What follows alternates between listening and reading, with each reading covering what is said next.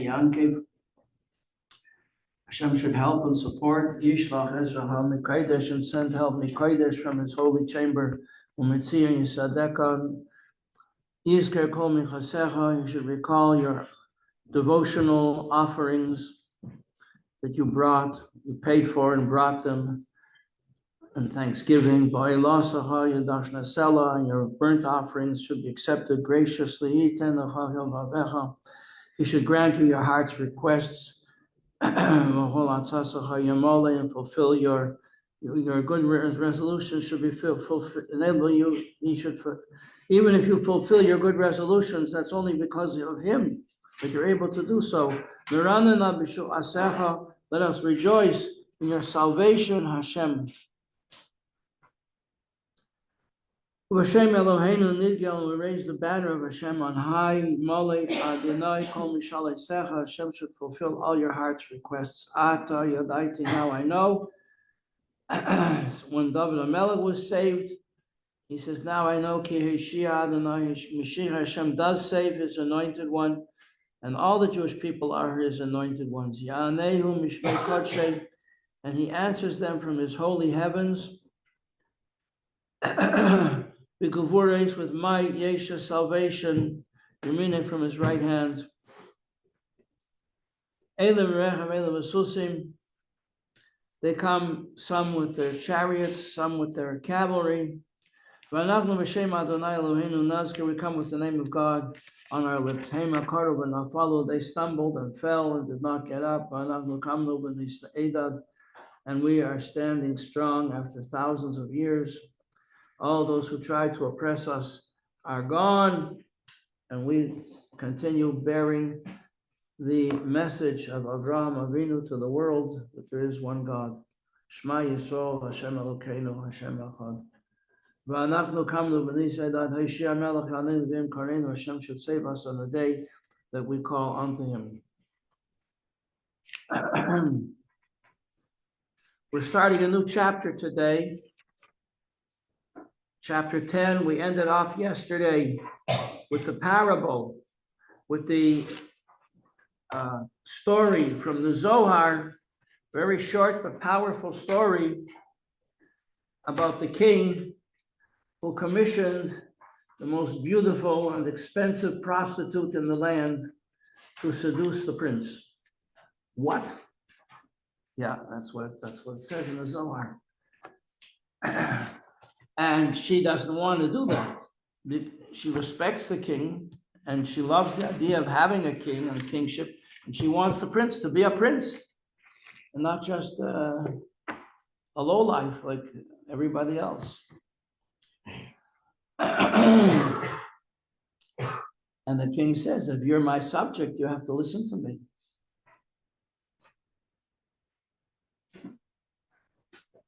There was a time the Rebbe said those words. It's on videotape. When the Rebbe said that everybody has to be Asik and Mivtza Mashiach until they're letting people know that we're on the verge, we're on the very threshold of the coming of Mashiach. He's about to enter the door. And then he turned to all the people who were surrounding him, his secretaries, the staff. And he says, and that means you, and you, and you, and you. He pointed to everybody like that. And there was one woman there who was very upset. She would come, I know her. Her name is Bracha Topolansky. She would come every Sunday to get a bracha from the Rebbe. She lives in Flatbush.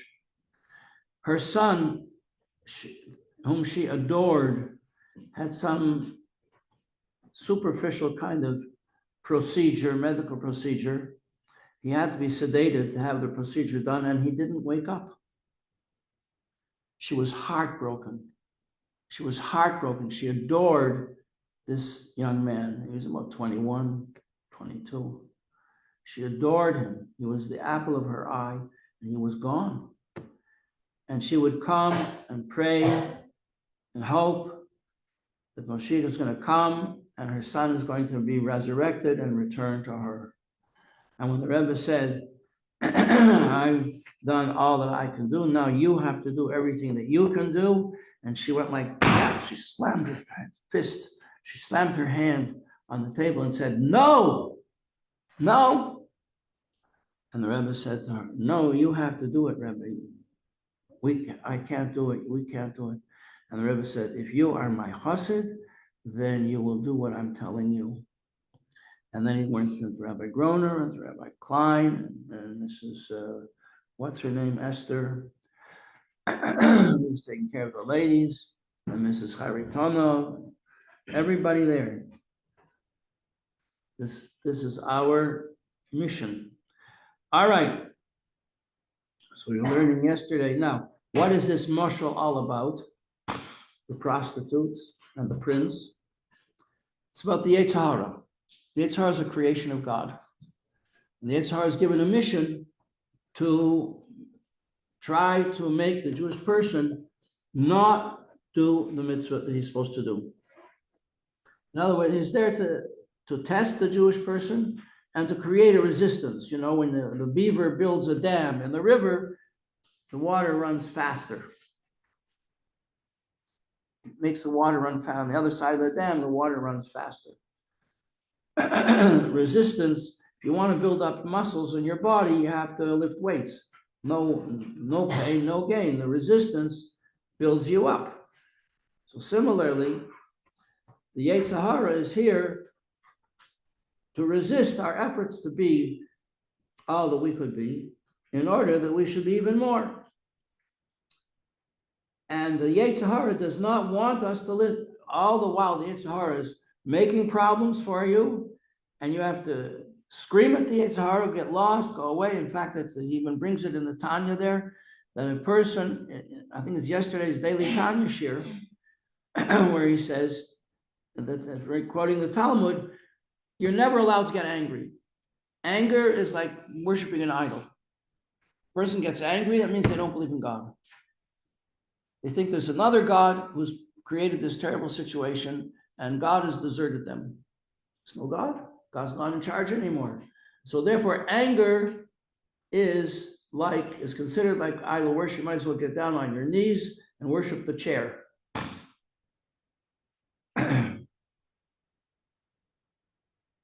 So you're never allowed to get angry. You have to train yourself not to get angry. It's not so easy, especially when you're angry. And there's one exception. The exception is the sages say in the Talmud, a person should always be angry and scream at his Yetzer Hara, get out of here. I don't want to see you, get out of my face. You're low life, you're despicable vermin. You don't deserve to exist even. And the sages say a person should scream at his Yetzer Hara, but otherwise you're not allowed to get angry. So this is what we were learning yesterday about the godly soul struggling to fulfill its potential, and the Yetzer Hara, upon orders from the king, is there trying to make things difficult for a person. But the Yetzer Hara never wants you to really listen, doesn't want you to listen. And knowing that should help you not to listen. It's very, very, very important parable from the Zohar, 2,000 years ago. Nothing new. But the struggle is new every single day. Page 150, chapter 10. Hine, kasha'adam magbir nafshei halakis. When a person is working on himself. So this is where we're up to, girls. Now the Tanya is speaking to you. When a person is working on himself or herself to improve, to be stronger, to resist the ridiculous suggestions of the Yetzer Hara. V'nilcham kol kach im habahamas, and he's struggling and fighting with the desires and temptations of his selfish animal nature, to overindulge, to not keep the good resolutions that he or she has made. like not to eat too much, not to get angry, not to share a juicy piece of lashon hara with just one other person, just one. And he's struggling. He's saying, no, I'm not going to do it. I'm not going to do it. I'm not going to do it. He said, Hara, go away. I have other things to talk about and other things to think about. Just get lost. I know you're only doing this because you know Mashiach is coming and then you're dead. You're finished. Acha megaresh umavayir hara sheba michal smoli, and he gets to the point where he actually subdues the Yetzer Hara in the left side of his heart and chases it away. When is that possible? We just learned in the last chapter, chapter 9, when a person is tremendously meditating on God, which you look up in the sky, you see the greatness of Hashem, you think about the greatness of Hashem. These are the steps. You behold the greatness of Hashem, you think about it, you realize it's appropriate to be on Hashem's side and to love and be happy that you're on Hashem's side. And this generates a love of Hashem, or the potential of love of Hashem in your mind, which goes into your heart, in the right side of your heart, and becomes fear of Hashem. You don't want to mess up. And then that translates, the fear gives way to love. And the love fills your heart. These are all stages of meditation. The love fills your heart until it spills over to the left side. And when it spills over, when the love of God spills over into the left side of your heart, then the Yetzer Hara checks out. And that's where we're up to on the top of page 151. Ad Megaris, the Yetzer Hara has been eradicated, has been chased away. Megarish is to chase away. And there's a pasuk. This is based on a pasuk in the Torah. Why do we do this? Is not just philosophy from the Rebbe. This is a commandment of God. What's the commandment? The commandment is you should you should get rid of the evil from your midst. Meaning the pasuk actually refers to a Jewish community. If there's somebody, a negative person in the Jewish community who is telling people, it's a great thing, let's go compare religion. Let's go to church and see how they do things in the church there. We have to be broad-minded. Let's try some transcendental meditation. Let's take some drugs. It's supposed to be very inspiring. Let's. Great movie. The only time we can go see it is Shabbos. Come on, who's going to care? Look at all the people who are going to go. Why shouldn't you? Okay. So if you have a person like that in the community, steps have to be taken. They shouldn't influence the young. We had there was a guy from Long Island. He used to come here with a funny disguise and dark glasses and a helmet. And he would give out marijuana to the young kids and teach them to smoke marijuana. He had to be chased out of the community. And it's a commandment. It says you should chase the evil from out of your midst. And this is interpreted here in the Tanya and in Chassidus and Musar. This refers to your heart. You have to chase the evil out of the left side of your heart, not just out of your physical community, out of your spiritual makeup. Now, there are levels. I chase the evil out of my heart. I subdue it. It's no longer an active player in my life. Right? Good. No evil in the left side of my heart. Well, not exactly. It's not active, but it's still there. Sort of like when a criminal gets put in jail. He's still around. Maybe he could come out. Maybe he'll be released. Maybe he'll get a parole. Maybe there'll be a hostage exchange and he'll be back on the road. These murderers, they're all replenished the army. They let go all these murderers out of jail in Israel, and they replenish the ranks of the Hamas. So that can happen spiritually, that you deactivate the Yetzer Hara. It can no longer influence you, but it's still there. It's potentially there. And this potential can be great, or it can be very minimal, or it can be just even a hint, or it could just be like a stain, but it's still there. It didn't become a Yetzer Tov. Remember chapter 1? Everything's in chapter 1. Said David HaMelech didn't have a Yetzer Hara. He says, because he filled it with fasting. And we say, every time we read that line, we say, and that fasting, the Rebbe Maharash said, that doesn't mean dieting. A person once complained to the Rebbe Maharash that he couldn't get rid of his Yetzer Hara, couldn't get rid of the evil thoughts, the negative thoughts in his mind. He didn't do anything about it. He never did anything bad, but he was tormented with temptations to do bad things. And the Rebbe Maharash said, you have to fast 600 fasts. He said, what? 600 fasts? And the Rebbe Maharash said to him, I don't mean dieting. I mean, 600 days, you have to go through 600 days and not listen to your Yetzer Hara.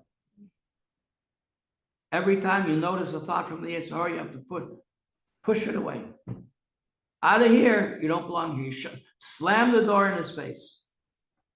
And if his foot in the door, let him break his foot. Okay? So that's it. That's how a person has to work. It's not easy. It's war. So how do you know where you're holding? How do I know where I'm standing? I'm a Beinoni. What does it mean I'm a Beinoni? It means I don't do a sin. A Beinoni never does a sin. Never. So why isn't a Beinoni a wicked person? Because a wicked person does do a sin. A wicked person does give into the Yetzer Hara. Even a little bit. Even a teensy-weensy bit. Okay? But it's a wicked thing. It's a wicked thing he does. He's a Rasha. He's not a terrible Rasha, but he's a Rasha. He's not a Beinoni. A Beinoni never does a bad thing, never says a bad word, now listen carefully, never entertains a bad thought.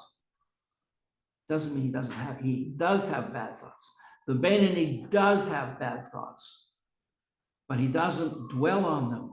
He doesn't entertain them. He fights against them. He's actively trying to get rid of them. A tzaddik doesn't have a Yetzer Hara. What? The tzaddik doesn't have a Yetzer Hara. Where did it go? He converted it. He took it to the Beis Din and he says, Rabbi, this Yetzer Hara of mine wants to be Jewish. He was born with one. What? He was born with one. Yeah. He was, well, that's a debate. Was a tzaddik born a tzaddik, or does he become one?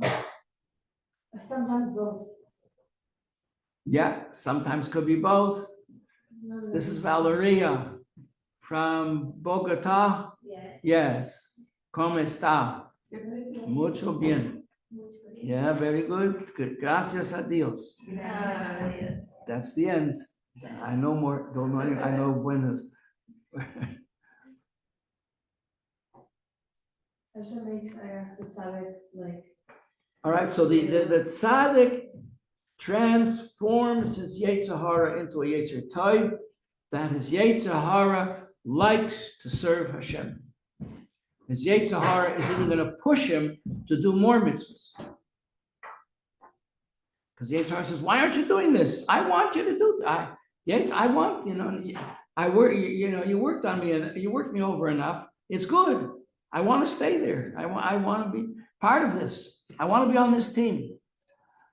Okay, but if he doesn't get there, if he doesn't convert, so then he has two Yetzer Tovs. And that's what it says in the Shema. V'ahavta es Hashem Elokecha. You should love the Lord your God b'chol levavecha. Not b'chol libecha, b'chol lavavecha. The second base means with both sides of your heart. With the right side of your heart, which is the divine soul, and the levavecha, the second base, comes to include the left side of the heart. That it also has to serve Hashem. That is the level of the tzaddik. And in that category of tzaddikim, there are another 1,000 levels. It's not just one thing and then you're home free. You know, a guy can get on the baseball team, but never get a hit. It's good enough to get on the team, but he never gets a hit. Babe Ruth hits a home run every time he comes up to the plate. You ever saw a movie about Babe Ruth? A great baseball player used to point. He pointed to a kid. There was a kid in the grandstands there who had problems. How do you say? Developmental problems. And Babe Ruth knew about this kid and knew how important it was for him to be able to come to the baseball game. And he pointed to the kid. He was such a great baseball player. He played for the Yankees. He pointed to the kid. He says, "This one is for you." And he bit up and he hit a home run to this kid. He was such a good baseball player. Okay, so a person can be a tzaddik and he's still not Babe Ruth of tzaddikim. So then we have, where do we see this? We see that the tribes, the 12 tribes who left Egypt, each tribe had a leader. The leaders were tzaddikim. The 12 sons of Yaakov were all tzaddikim. Right? But Moshe, there was only one Moshe Rabbeinu. In each generation, there's only one Moshe Rabbeinu. There are tzaddikim. It says, Hashem looked in the storehouse of souls. He saw there weren't a lot of tzaddikim, potentially tzaddikim there. So he sent them out in every generation. So you have a person who's fit and prepared and has the potential, all the potential to be a tzaddik in the generation, but now he has to work on himself to grow. Can't just, it's not an easy street. The Yetzer Hara of the tzaddikim is much bigger than the Yetzer Hara of regular people, because this Yetzer Hara is a holy Yetzer Hara. He only wants to do holy things and cling to God, and Hashem gives him all kinds of missions to do. You know, it can be Moshe Rabbeinu. Hashem says, "Go take care of the sheep. Clean them, graze them. Hashem, I want to learn Torah. Go take care of the sheep. Go take care of the Jews." But they are quarrelsome people. Hashem, they don't want to listen to me. They're going to stone me. Any minute, they're going to stone me, Hashem. Go take care of them. That's the Yetzer Hara of a tzaddik. He wants to serve God. And Hashem says, no, go serve the Jews. You're only here because of them. When Moshe Rabbeinu was on Mount Sinai and the Jews started worshiping the golden calf, Hashem says to Moshe Rabbeinu, go down from this mountain. And the sages add the words there, go down from your greatness. Your people have corrupted themselves. Go take care of them. You can't be great on the mountain all by yourself. You have a job to do. Your mission is to shepherd the people. Okay? So, if a person doesn't get to this level, that his Yetzer Hara has become a Yetzer Tov, and we certainly know where we're holding. As long as you're still having any bad thoughts, so you know you're not there.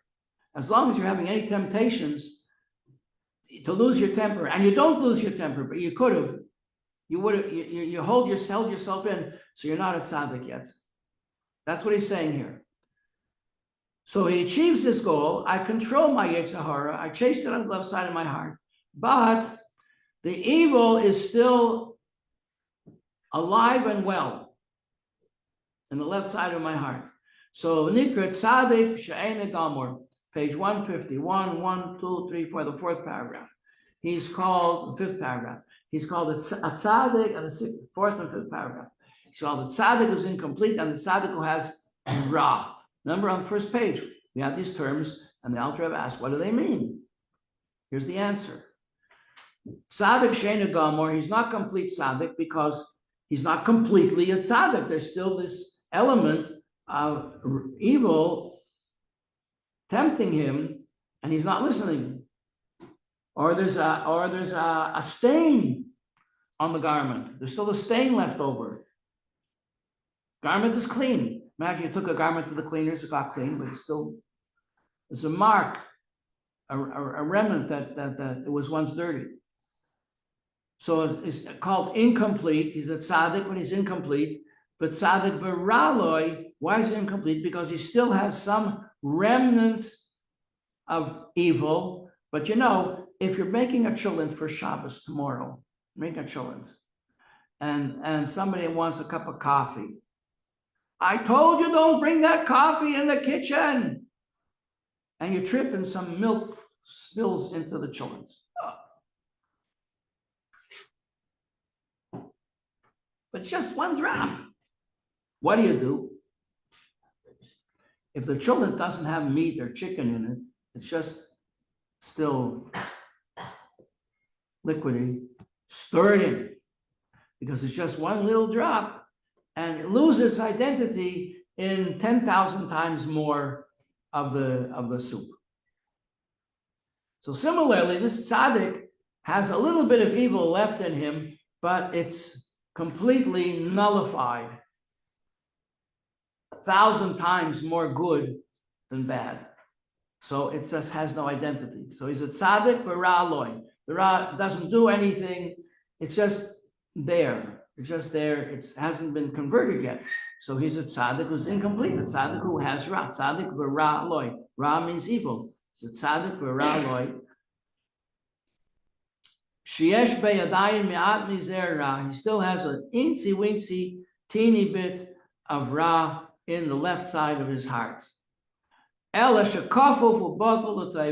But it is like the unfortunate comparison, like the prisoners in Gaza. He can't do anything. They're chained up. They are chained up. He is bent over and he is completely subservient. The Yetzer Hara is completely subservient to the good in this person who is fighting against him so strongly.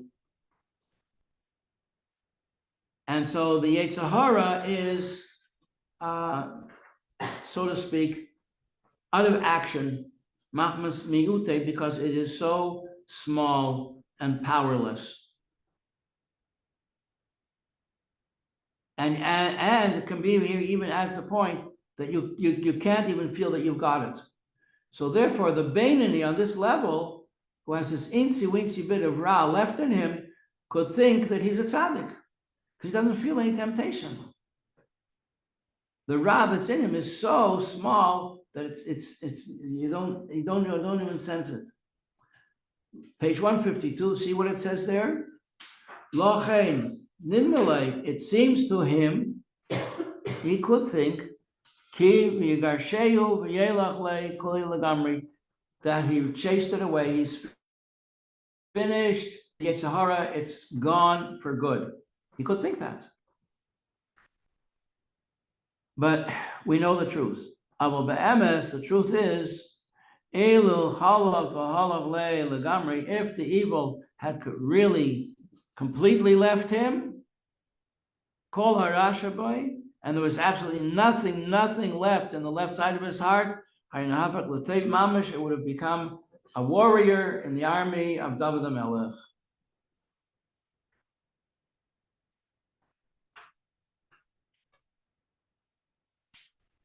Okay, we're going to stop there today.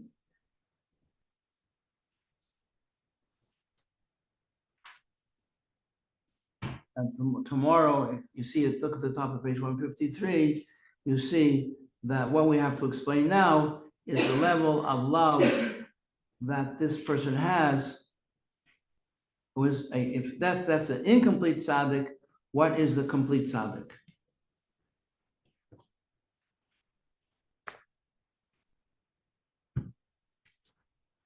I had a little bit of breakfast downstairs before I came up, so I said bracha achreinu baruch atah Eloheinu boireinu pashas rabas v'chasreinu elkan Hashem. Thank you very much. See you tomorrow, right? Tomorrow. Next week we only have, 3 days. Monday, Tuesday, Wednesday. Thursday is a tonus, a fast. Thursday night is Purim, Friday is Purim.